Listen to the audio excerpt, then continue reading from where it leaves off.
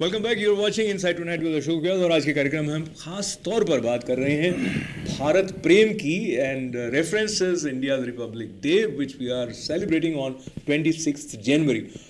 भारत से जब आप चलते हैं, चाहे किसी भी राज्य किसी भी शहर से हों, तो कुछ बातें ऐसी हैं जो हम सब सुनते रहते हैं।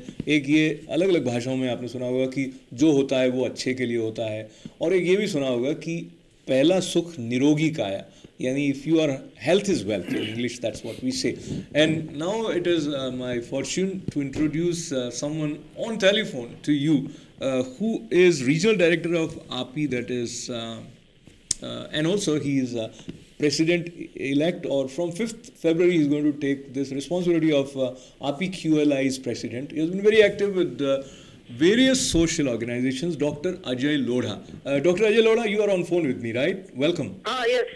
Yeah. Welcome to all the viewers, and good evening to everybody. And let me greet you with Jai Hind today. For the happy 26th January for Republic Day. Wonderful. So you visited India recently to participate in Indo-US Health Summit, which was held at Ahmedabad. Right. Share with me some impressions briefly. This Indo-US Health Summit, this was our, I think, the 7th Indo-US Health Summit. What does the summit means? That, the national API, which is the largest branch of the physician organization, and, we do once a year, you can say a conference with the Indian counterpart in India. I see. In the month of December.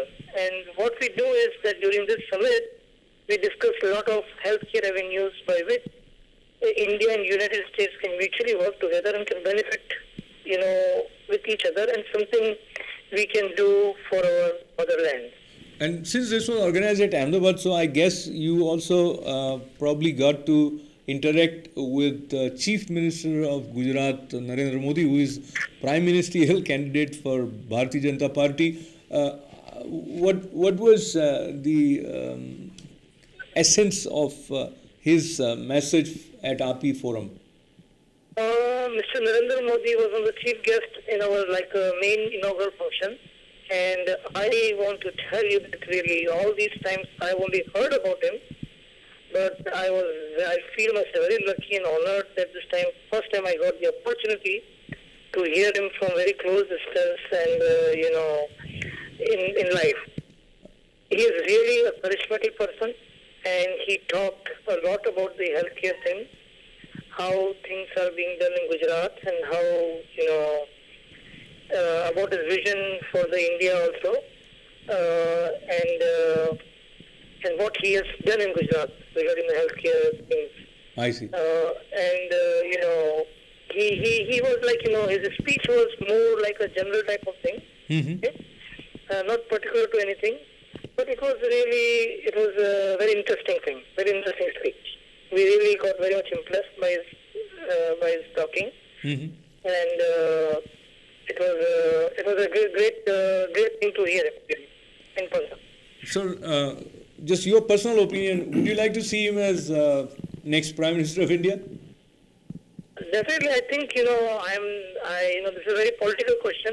I'm a non-political person, but looking at all the options right now, besides BJP or Congress or Aam Aadmi or whatever other parties are there, I think that he should be the best alternative at this point to be the Prime Minister of India. Okay, let's see if you have Narendra Modi as Prime Minister, or if someone else is there as Prime Minister. So, someone who has worked closely with medical fraternity in India as well as in America, what would be your specific advice or suggestion in terms of making some changes in the way our health system is working and taking care of people's health?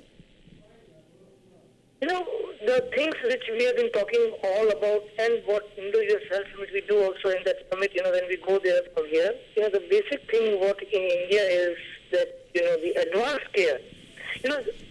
I just want to give you one, if I have time, very little example, that a lot of people, they come from India to America thinking that they will get the best treatment here and best things here, and that all the doctors are God here, they will touch the patient and patient will be fine. Right. there's a concept in people from India. But I want to tell you that even my close family members, they get sick and they were very sick also. We got treated, we had the treatment there in India. And I'm telling you, they got the best treatment, much more faster, I would say, and very comparatively what we get in this country. Oh, is it? Yes. And I think medical tourism is also flourishing. So Definitely. that also tells you that it is cost effective. It is cost effective.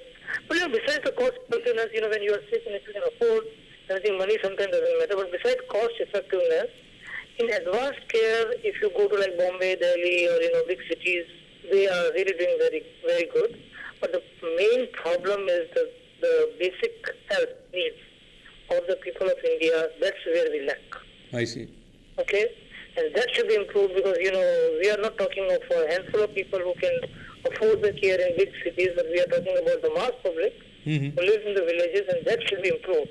And I want to tell you, last year I had a one-to-one meeting with the Health Minister Ghulam Nabi Azad.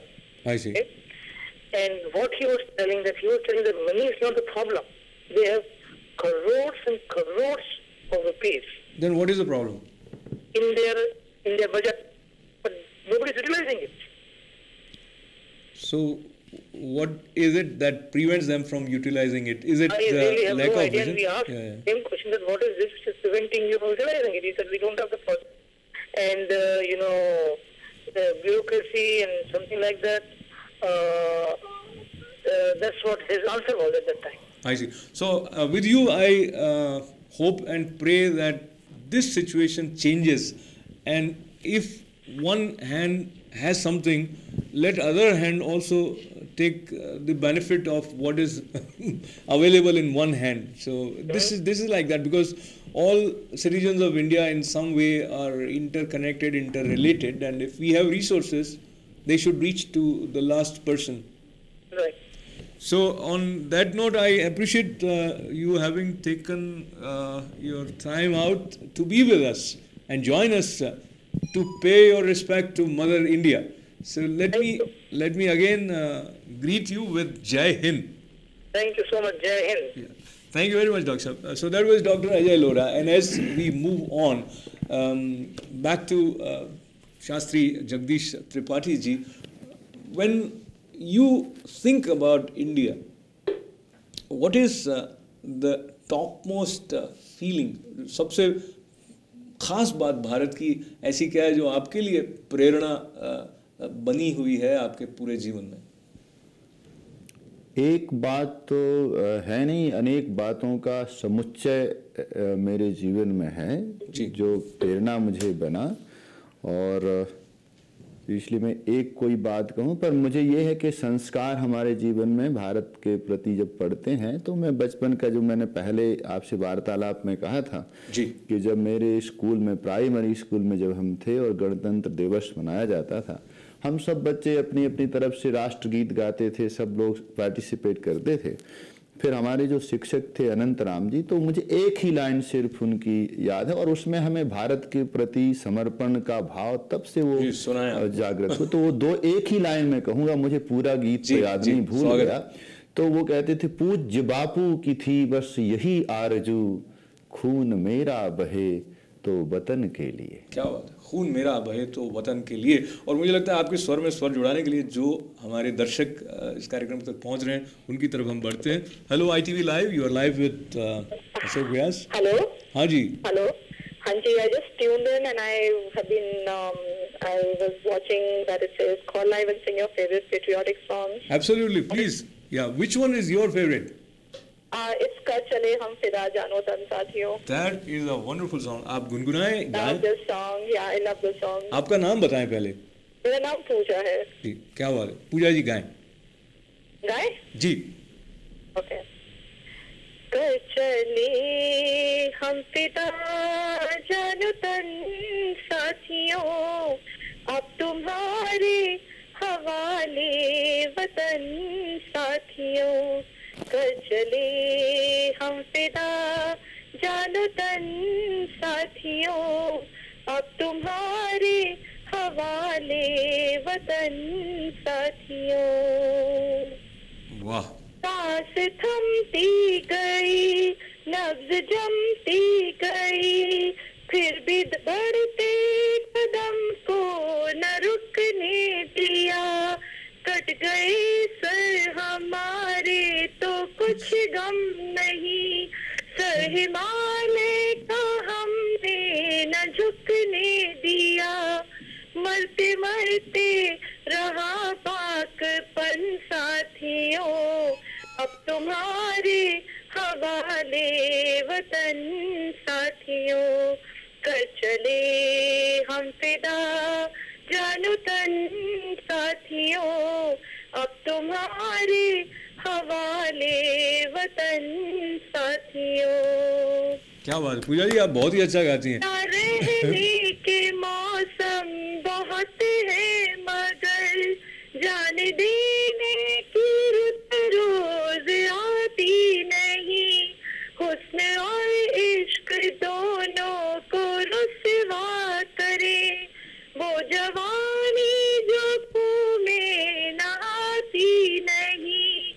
आज धरती बनी है दुल्हन साथियों, अब तुम्हारे हवाले वतन साथियों। कर चले हम फिदा जानो तन साथियों, अब तुम्हारे हवाले वतन साथियों। सॉरी मैंने आपको बीच में नहीं मुझे no problem, you are so good. And आपने काफी रियाज किया है इस गीत का। नहीं बिल्कुल नहीं, बस बचपन से ये गाना मुझे बहुत अच्छा लगता है। और you know being in America you all the more like you miss India, and this is like we didn't see the 1947 का जो भी हुआ था, we were not born then, right. So all these the patriotism एकदम अंदर से feel होता है। तो ये जब सुनते हैं ना कि जिंदा रहने के मौसम बहुत है मगर जान देने की रोज रोज आती नहीं, तो बहुत ही टच करता था। तो बचपन से you hear these songs, so this is one of my favorite songs. Wonderful. तो आपसे बातचीत संपन्न करें उसके पहले मैं आपसे पूछना चाहता हूँ, कोई आपका रोल मॉडल या ऐसा इंडियन लीडर्स में से या स्पिरिचुअल लीडर्स में से कोई ऐसा जो आपको बहुत इंस्पायर करता हो? Are you talking about political leaders? Wherever, anyone who inspires you. I have been always think of Mother Teresa in that way, like not political, but she had no motives, and she did this without any motive. That is, she was not from India basically.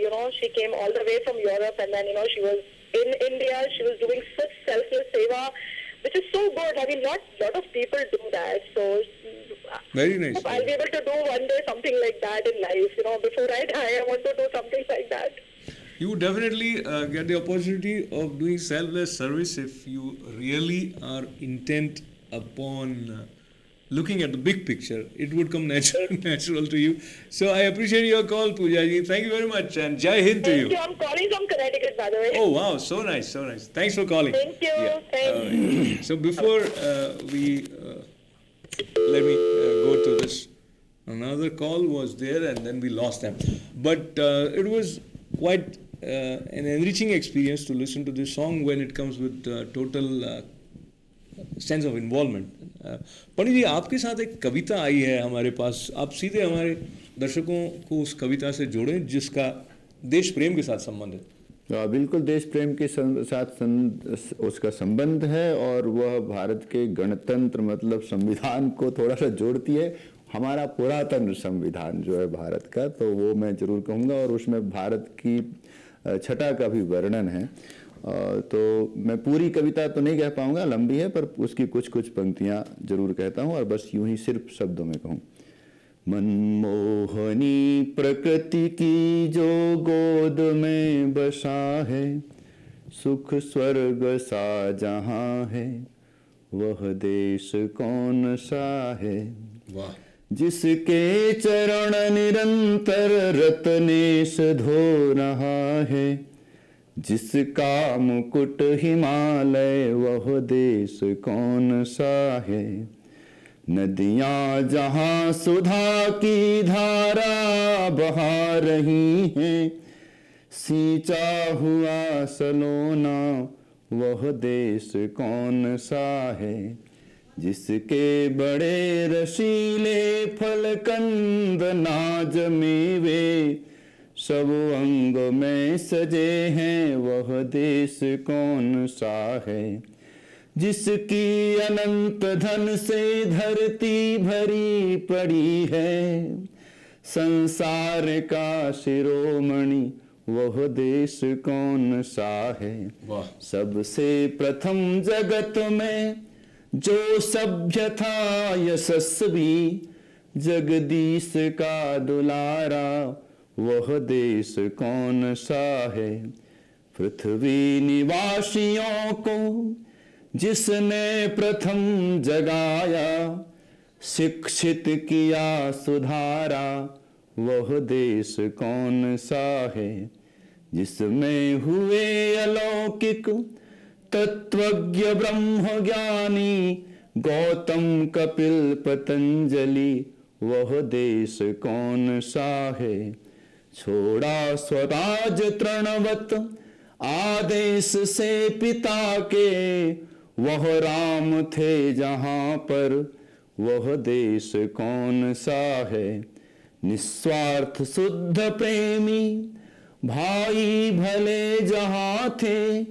Lakshman Bharat सरीखे वह देश कौन सा है, देवी पतिव्रता श्री सीता जहां हुई थी, माता पिता जगत का वह देश कौन सा है, विद्वान वीर योगी गुरु राजनीतिकों के श्री कृष्ण थे जहां पर वह देश कौन सा है, विजयी बलि जहां के बेजोड़ शूर माथे, गुरु द्रोण भीम अर्जुन वह देश कौन सा है, जिसमें दधीचि दानी हरिचंद कर्ण से थे, सब लोक का हितैषी वह देश कौन सा है, क्या बात है। वाल्मीकि व्यास ऐसे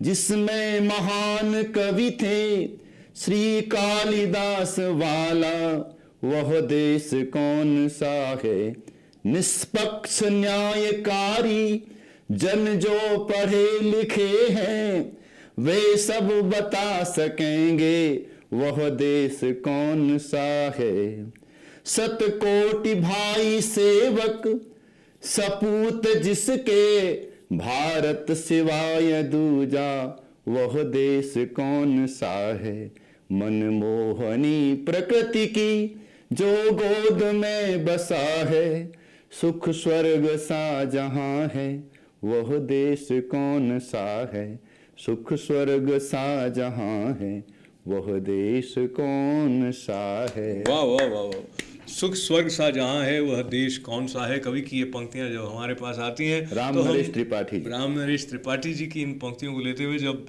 आज के भारत की स्थितियों की तरफ देखते हैं, तो कहीं ना कहीं हमारे अंदर ये चाह जागृत हो जाती है कि फिर से ये पंक्तियां सत्य हो जाएं और लोगों के अनुभव में ये बात आ सके कि वहाँ सुख है और स्वर्ग है। और मुझे लगता है इसके लिए जब रिपब्लिक डे जैसे दिन आते हैं तो एक फ्रेशली कमिट होने की प्रेरणा भारतवासियों को मिलती है। और एक हमारे दर्शक जो अब हमसे जुड़ना चाह रहे हैं उनकी तरफ हम बढ़ते हैं। Hello ITV live, you are live with Ashok Vyas, this is inside tonight. Yes, how are you, sir? Very nice, sir. What's your name, sir? Yes, my name is Hema Rana. Wonderful. Yes, you want to sing a national song for the Mere Watan Ke Logo? Yes, sir. Go ahead. Okay. Gani, hello, Hema. Yeah, maybe 2-3 lines, please. Let's start. 2-3 lines. Gani la? Yeah. Gani hai, yeah. So this is what we would say is the love for Bharat, where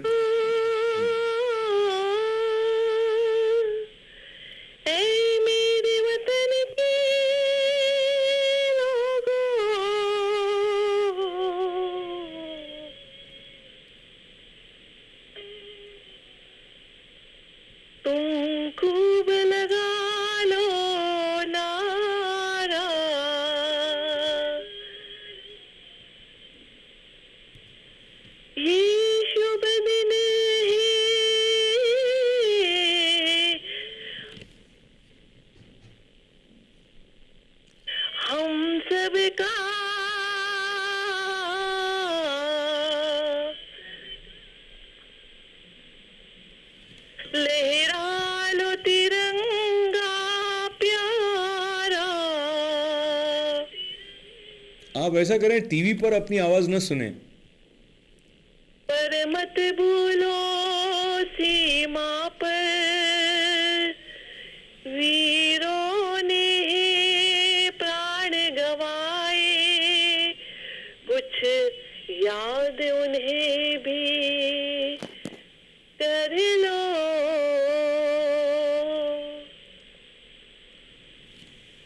कुछ याद उन्हें भी कर लो।